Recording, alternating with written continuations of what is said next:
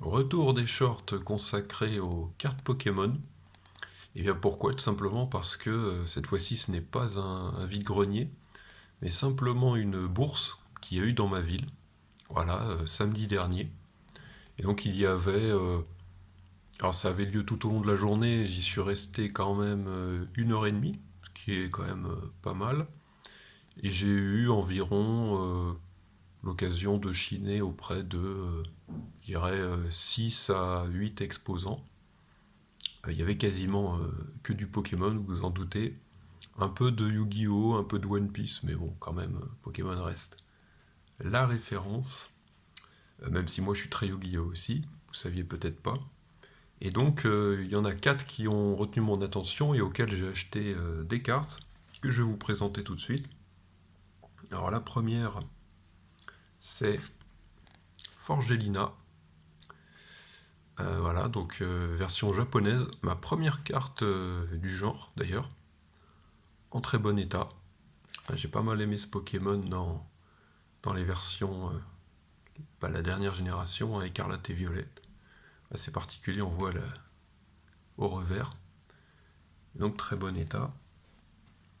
Ensuite, celle-là fait très plaisir. Le OO, toujours une carte au holographique. Alors l'état est moins bon, on voit au milieu, hein. L'arrière, c'est peut-être encore pire. Mais j'y tenais puisque, d'ailleurs, il y avait 2 OO, mais celui-là est de la collection Hard Gold Soul Silver. Et j'avais déjà le Lugia qui lui est resté quand même en bien meilleur état. Donc ça me fait la doublette, c'est impeccable.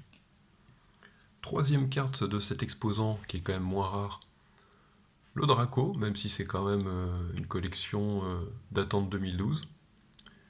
Et troisième consécutive à être holo. Voilà, donc là l'état est pas très bon, pas bon à l'arrière, mais très bon à l'avant.